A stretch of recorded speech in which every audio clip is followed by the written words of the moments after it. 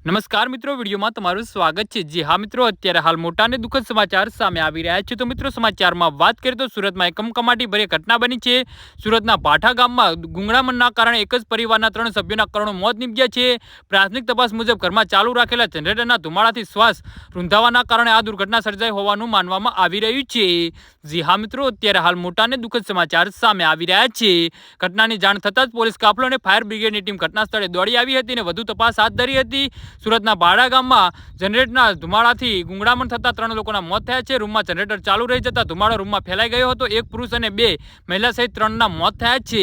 જી હા મિત્રો, અત્યારે હાલ મોટા અને દુઃખદ સમાચાર સામે આવી રહ્યા છે।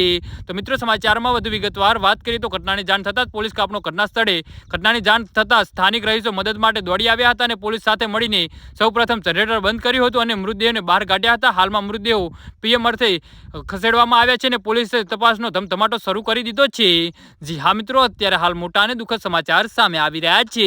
તો મિત્રો, સમાચારમાં વધુ વિગતવાર વાત કરીએ તો સ્થાનિક રહીશો અને પરિવારજનોએ નિવેદન લેવામાં આવી રહ્યું છે કે આ કારણોસર ઘટના બની છે તે દિશામાં તપાસ શરૂ કરી છે। ઘટનાની જાણ થતાં જ પોલીસ ઘટના સ્થળે પહોંચી ગઈ છે અને વધુ તપાસ હાથ ધરી છે। પ્રાથમિક તપાસમાં એવું માનવામાં આવે છે કે ઘરમાં ચાલુ રાખેલા જનરેટરના ધુમાડાથી શ્વાસ રૂંધાવાના કારણે આ દુર્ઘટના સર્જાઈ હતી। જી હા મિત્રો, તો આના વિશે તમારું શું કહેવું છે તો નીચે મારી કમેન્ટ બોક્સમાં જરૂરથી જણાવજો અને અમારી યુટ્યુબ ચેનલને સબસ્ક્રાઇબ કરવાની ભૂલતા નહીં। વિડીયો પૂરો જોવા બદલ તમારો ખૂબ ખૂબ આભાર।